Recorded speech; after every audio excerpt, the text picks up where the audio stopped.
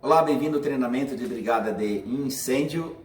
Meu nome é Claudinei, tenente do Corpo de Bombeiros de São Paulo, oficial da reserva, enfermeiro com pós-graduação na área de emergências e cuidados intensivos.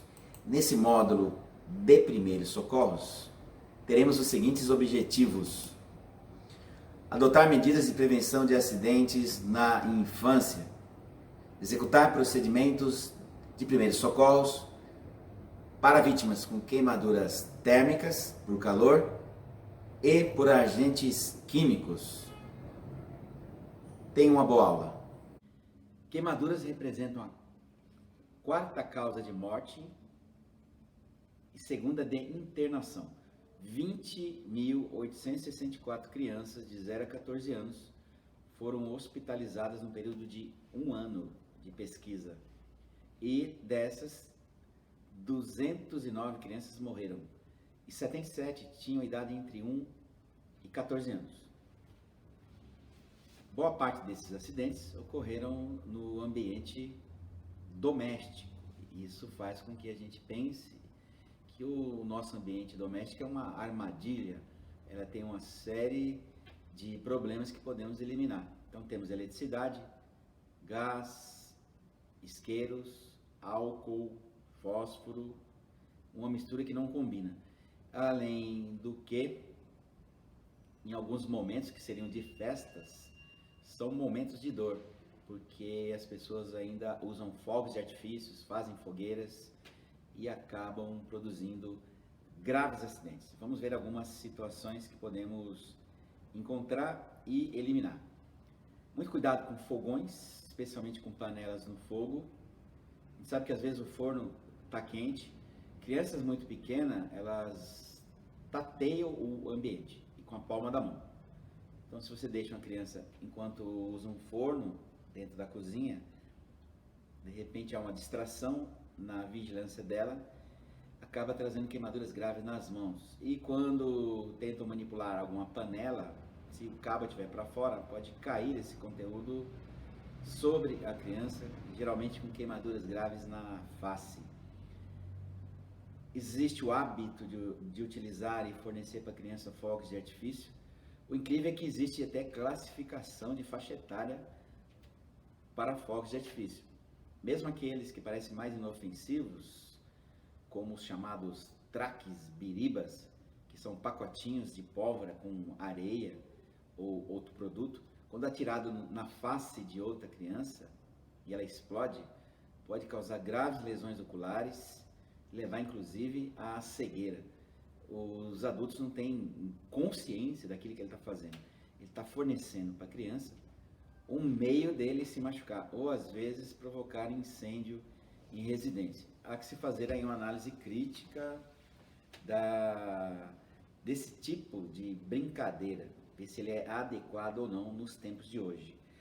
Nós temos fósforo e álcool como um dos principais riscos domésticos.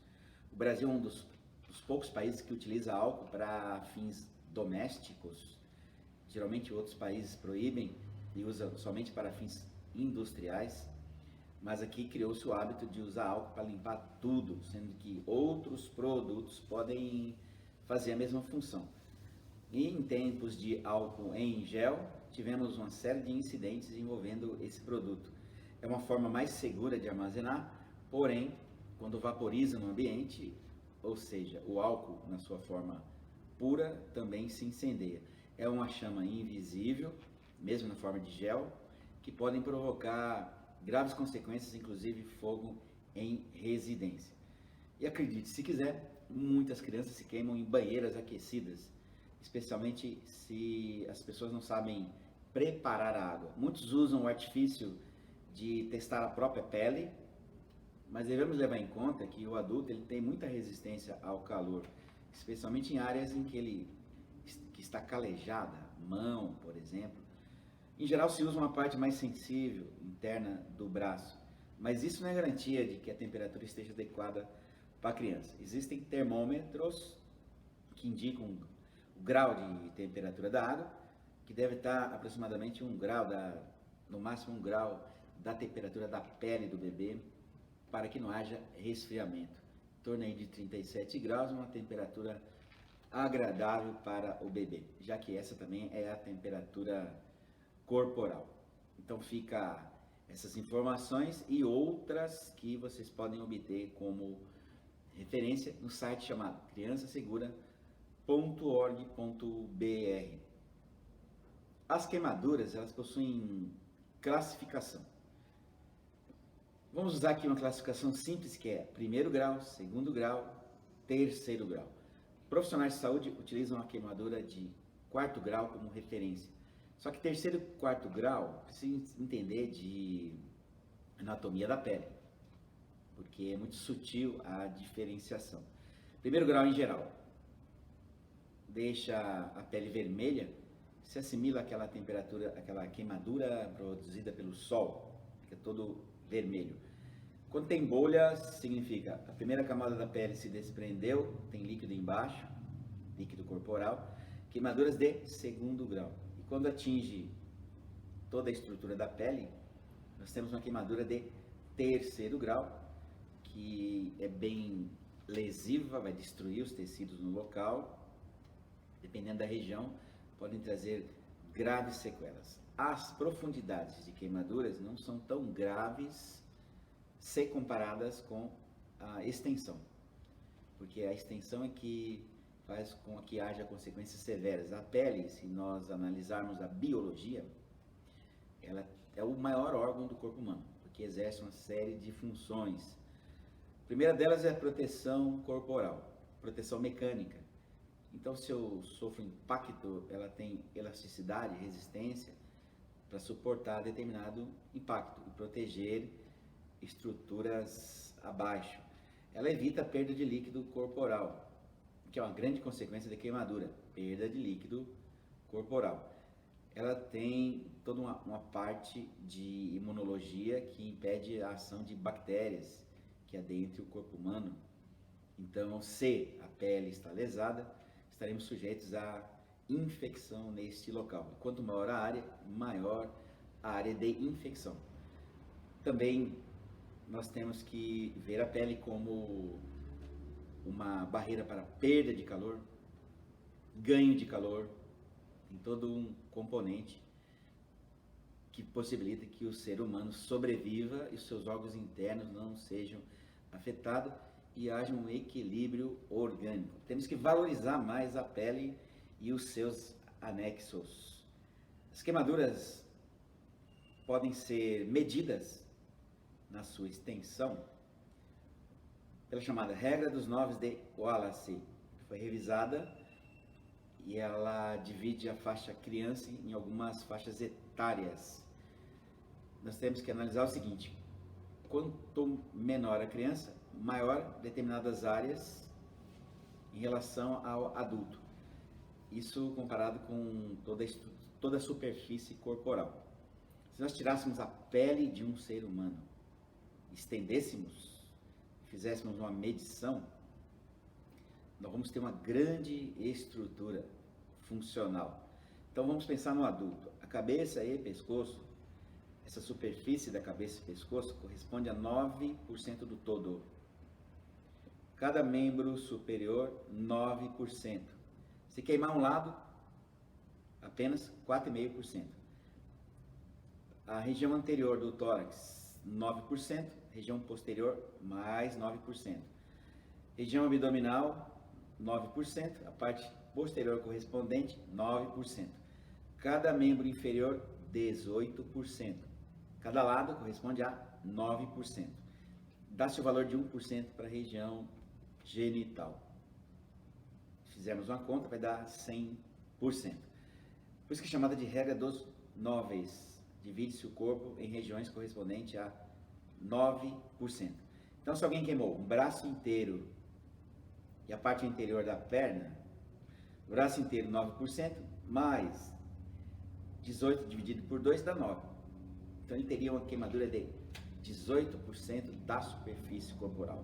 Toda queimadura acima de 10% é extremamente grave, que vai trazer como consequências severas a perda de líquido corporal, produzindo desidratação corporal, expondo o corpo à infecção, que muitas vezes se generaliza, fica uma infecção generalizada, levando a uma septicemia, que pode produzir choque séptico, ou seja, a morte. Então nós temos geralmente como consequência insuficiência renal, porque muitas substâncias tóxicas levadas para o sangue deverão ser filtradas pelo rim, ele não aguenta. O choque hipovolêmico, que é a perda de líquido corporal. E a infecção generalizada são consequências em médio e longo prazo da queimadura. Sempre que ultrapassa 60% do corpo, esses riscos são bem maiores. Existem poucos centros de atendimento a queimados numa cidade como São Paulo, por exemplo, e praticamente é uma referência para o Brasil inteiro. E exige um tratamento especializado por profissionais especialistas, e é um dos tratamentos mais caros que existe para o ser humano. Com relação à criança, uma criança de 6 anos, a cabeça e pescoço corresponde a 12% em relação ao adulto. Adulto corresponderia a 9%, já a criança, 12%. Eles têm de ter cabeça grande, pernas pequenas em relação à estrutura do adulto. Cabeça de uma criança de 3 anos e pescoço corresponde a 15%.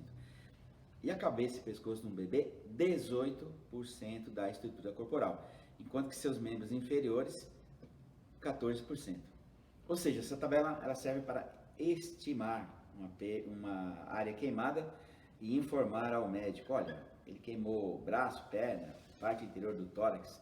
Como socorristas de brigada, não precisamos fazer essa conta, mas só o fato de informarmos um serviço de emergência quais áreas foram queimadas, eles têm uma ideia da gravidade. Quanto maior a extensão, maior o risco para esse paciente. Em geral, as medidas de queimaduras, elas são simples, mas de grande utilidade. Então, alguém queimou a mão com a jarra de café quente. Abra a torneira, deixe a água escorrer, não deixe escorrer sobre a queimadura. Ela pode escorrer antes da queimadura, no antebraço aqui. Bate no antebraço, escorre sobre a mão. Porque um jato com pressão em cima da área queimada produz dor.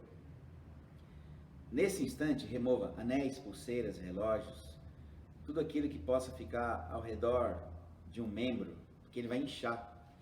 Vai ser difícil depois efetuar a retirada desses adornos e pode estrangular a circulação local se ficar inchado com um anel ao redor.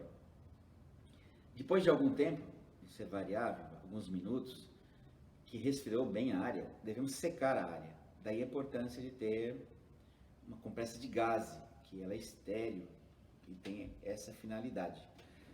Podemos envolver a área posteriormente com um plástico estéril, daí a importância de ter um plástico protetor de evisceração e queimadura, é assim chamado o material, no kit de primeiros socorros.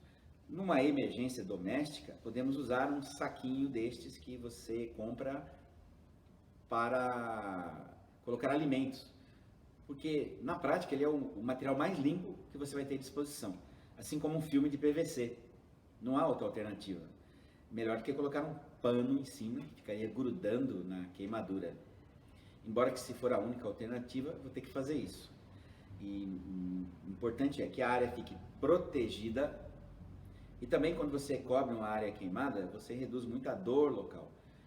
Porque existe a sensibilidade aos nervos expostos à temperatura ambiente. O corpo está com uma temperatura, o ambiente com outra. Essa estimulação, essa variação de temperatura, produz dor pela exposição dos nervos. Então, cobrir com plástico é uma medida de evitar a contaminação e também manter o local protegido, essas áreas expostas protegido, diminuindo a dor corporal. Se recomenda que se uma mão, um antebraço estiver queimado, mantenha-se um pouco elevado em relação ao nível do coração, como está mostrando aqui. Isso reduz um pouco a chegada de sangue para a área e diminui o inchaço temporariamente. Então é importante que essa medida inicial garanta menos sofrimento para o acidentado e diminua o agravamento da lesão. Mas esse procedimento de molhar o corpo continuamente durante alguns minutos só serve para queimaduras que não são letais, como queimaduras acima de 10%. Geralmente queimaduras abaixo de 10% recomenda-se esse procedimento. O que significa? Queimou um braço inteiro ou a parte interior do membro inferior, a parte interior da coxa, parte interior da perna, fazendo com que a queimadura seja menor que 10%. A partir daí existe o risco da hipotermia, que é um grande problema do paciente queimado. Ao contrário do que a gente imagina, ele sente frio, ele treme, ele fica batendo o queixo, como dizem por aí. De forma que você reduzindo a temperatura ainda mais, molhando o seu corpo, vai agravar a hipotermia. Vai molhar o local se for necessário para apagar as chamas, ou eventualmente uma entrada de uma queimadura em que teve uma carbonização. Naquele ponto deve-se evitar o agravamento ainda mais, o aprofundamento dessa lesão, molhando inicialmente o local, mas logo em seguida secar o corpo da vítima e cobrir dos pés à cabeça e da cabeça aos pés, deixando somente nariz, boca, olho para fora. Daí a importância de ter um plástico limpo para antes forrar as áreas queimadas e depois colocar um tecido sobre a área queimada. Mas se for indispensável, eu não tenho plástico, eu posso colocar um lençol limpo diretamente em contato com o corpo da vítima. Os problemas de aderência à pele não é importante. O importante é prevenir a perda de calor corporal. A hipotermia gera diminuição dos batimentos cardíacos e da frequência respiratória, podendo trazer complicações que podem evoluir para a parada cardiorrespiratória. Providenciar, obviamente, um transporte imediato para um hospital de referência da região. Daí a importância de saber, na sua área, qual hospital atende queimadura. Porque se eu levar para qualquer hospital, eu vou apenas estar transferindo um corpo queimado para um local que vai precisar transferir para o hospital de referência. Quando você liga para um serviço de emergência, obviamente que ele será encaminhado para esse destino específico. Se você tiver que fazer remoção no veículo particular, tenha conhecimento na sua área qual o destino melhor para este paciente. Um outro problema adicional às queimaduras, sem dúvida, é a inalação de fumaça. Ainda mais se essa queimadura foi proveniente de um incêndio. A vítima estava exposta a um incêndio. E já citei em outras oportunidades que dois gases são letais, o monóxido de carbono e o cianeto. Um tem afinidade pela hemoglobina, impedindo o acesso do oxigênio ao sangue, e o outro impede que a mitocôndria, que é uma estrutura celular, utilize o oxigênio existente para a produção de energia. E são particularmente obtidas na queima de cianeto, lã, no caso do cianeto, queima de lã, seda, poliuretanos, nylon e plástico, geralmente materiais sintéticos. O monóxido de carbono pode ser obtido da queima de vários materiais. Então, todo paciente que inalou fumaça deve receber atendimento hospitalar imediato. Certamente ficará em observação para verificar se não haverá uma consequência em médio e longo prazo. Queimaduras químicas é o nosso próximo assunto. Existe uma série de substâncias que podem causar lesão na pele. Elas são chamadas de ácidos ou bases, substâncias alcalinas. Temos uma série de substâncias dessa dentro de casa, por exemplo. Material de limpeza para piso, soda cáustica, muitas pessoas usam para até fazer sabão doméstico. Então é preciso que haja um cuidado nesses ambientes para evitar queimaduras, tanto com adultos quanto com crianças. Isso tem a ver muito essa classificação, quer dizer, essa classificação de ácido e álcali tem a ver com o fator de hidrogênio, que vai de 1 a 14, essa medição. Alguns produtos são mais comuns na produção de queimaduras. Por exemplo, ácido sulfúrico, o pH dele é 1. Ele é encontrado em baterias, utilizado na produção de fertilizantes, refino de petróleo, tratamento de água, produção de papel, como removedor de ferrugem, e ele causa necrose por coagulação de proteínas. Nossos tecidos, especialmente os musculares, são compostos de proteínas. Então este produto age exatamente sobre as proteínas. Vamos fazer uma comparação com fritar um ovo. Você tem lá a clara, substância gelatinosa, composto basicamente de proteína. Quando ela é aquecida, ocorre uma necrose, destruição das proteínas. Vai se juntando, vai ficando mais firme, até ficar uma crosta. Depende da consistência que você quer que fique o ovo frito. Quanto mais calor e maior tempo, mais necrose haverá, mais coagulação haverá. Tem uma característica aqui, o ácido ele tem uma ação de aproximadamente 5 minutos, na sua potência toda. E ele causa necrose dessas proteínas, criando uma barreira para a penetração do ácido que ainda não conseguiu agir. Então, de certa forma, a profundidade de uma queimadura por ácido em relação à de uma produzida por álcalis é menor. Porque no caso, soda cáustica é um produto muito utilizado para fabricar sabão, mas também no processo da seda artificial, na composição do papel, celulose ou na fabricação, algum processo de fabricação, também purificação de óleos vegetais, fabricação de produtos para desentupir ralos de pias. Um produto muito comum no ambiente doméstico tem um pH de 13,5, uma substância altamente alcalina, já que fica até 14 esse fator de hidrogênio. Causa esse tipo de lesão. Ela age sobre as gorduras, os lipídios. Nós temos gordura na composição celular. Então, enquanto esse produto encontra gordura, ele vai dissolvendo essas gorduras e, obviamente, a profundidade será muito maior. E ele tem uma capacidade de ação de aproximadamente 15 minutos. Por isso que é uma recomendação para os profissionais de atendimento pré-hospitalar.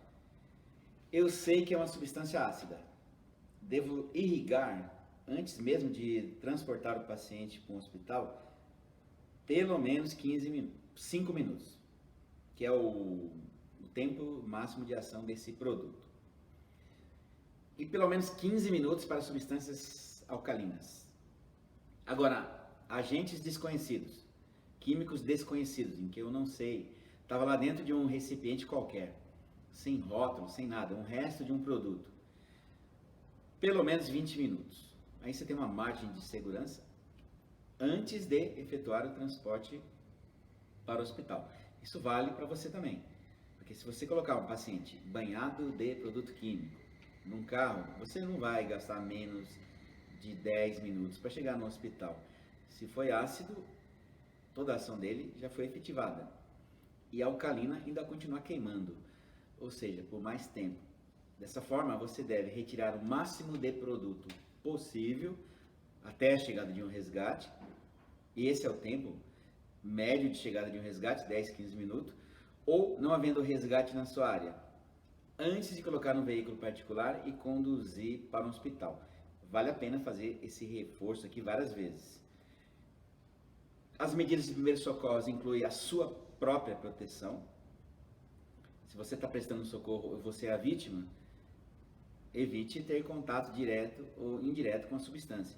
Então, às vezes, um pé seu está aqui e a água está escorrendo contaminada. Então, coloque o pé sobre um apoio, irrigue continuamente a área pelo tempo que achar conveniente. Se você não sabe qual é o produto, pelo menos uns 20 minutos, continuamente. Depois seque a área e envolva com um pano limpo ou com um plástico que é o melhor material. Um plástico limpo. Ideal seria que você tivesse um plástico estéril no kit de primeiros socorros. Substâncias em pó têm o mesmo poder de queimar. Existe, por exemplo, cal virgem. Ele causa uma reação exotérmica quando você joga água. Mas qual é a ideia? Retirar o máximo de produto possível, espanando a área. Daí muito cuidado do contato com a sua mão com o produto químico. Use ali um pano volumoso, alguma coisa para espanar. Depois você deve irrigar continuamente a área para retirar o máximo de produto possível. E só depois fazer um curativo oclusivo. Ah, mas o produto não reage com água? Sim. Se você deixar em contato com a pele tem água. Nós somos um composto que atinge quase 70% de volume de água. Nossa estrutura corporal. Agora, se eu só banhar o local e deixar a água em contato com o produto, essa reação exotérmica, que liberação de calor, vai permanecer ali. A ideia de banhar o local é jogar para fora o produto. Então existe um custo-benefício. Quanto mais água eu jogo, mais produto eu elimino da estrutura corporal, menos resíduo agindo em cima da pele. Daí a importância de fazer uma remoção do máximo de produto possível antes. Existem soluções para ambientes de laboratórios, indústrias químicas. Uma delas é uma substância chamada difoterine. Eu coloquei a marca aqui porque não existe um outro componente neste momento que eu conheça para fazer essa divulgação. Essa solução é capaz de capturar a molécula de diferentes produtos químicos, ácidos ou álcalis, isolar, engloba a molécula, impede que ela haja. Mas essa ação ela tem que ser imediata. Então quem trabalha em laboratórios de química, trabalha com produto ácido, base, deve portar o produto. Em geral, esses frascos são portáteis na cintura do trabalhador ou estão à disposição ali no laboratório.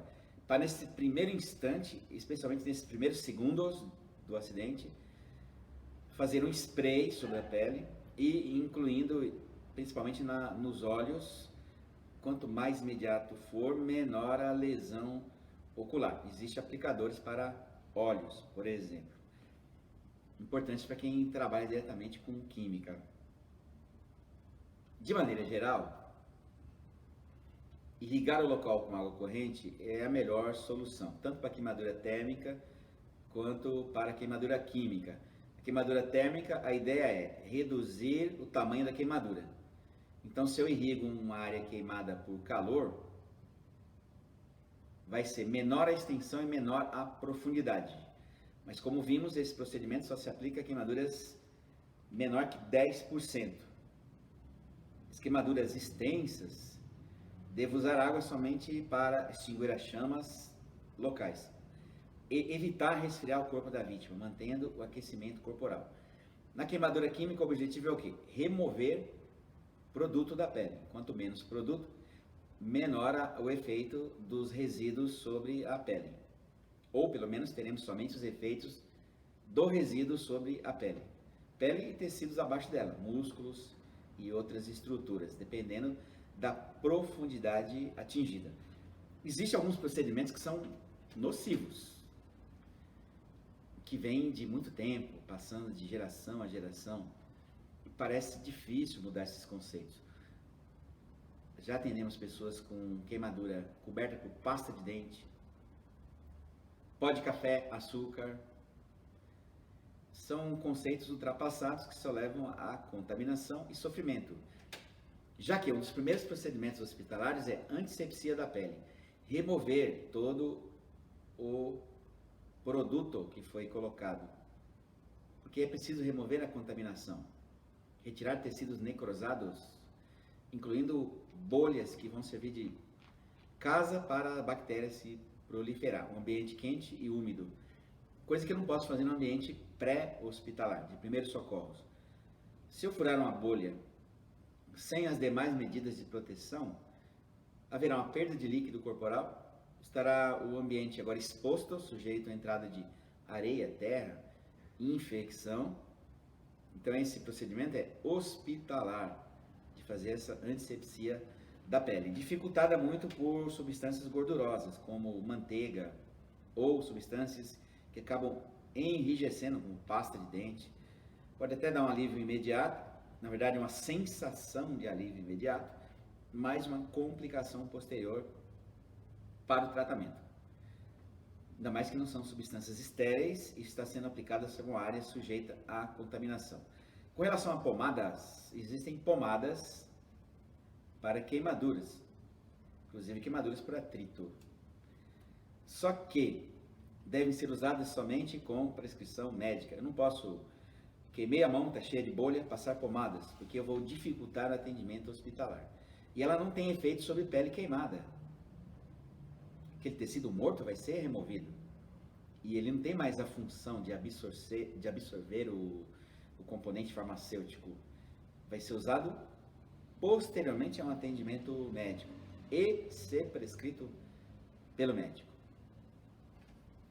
Estamos falando de um assunto muito sério, que é a queimadura, que começa o tratamento com a prevenção no seu ambiente doméstico de trabalho e a aplicação correta dos primeiros socorros, imediatas, para evitar o agravamento da lesão, diminuir a dor, dar conforto ao acidentado, cumprindo os objetivos de primeiros socorros. Muito obrigado pela sua atenção até aqui. Assista essa videoaula tantas vezes quanto for necessário. Quanto mais você treina, mais você melhora o seu desempenho. Até breve.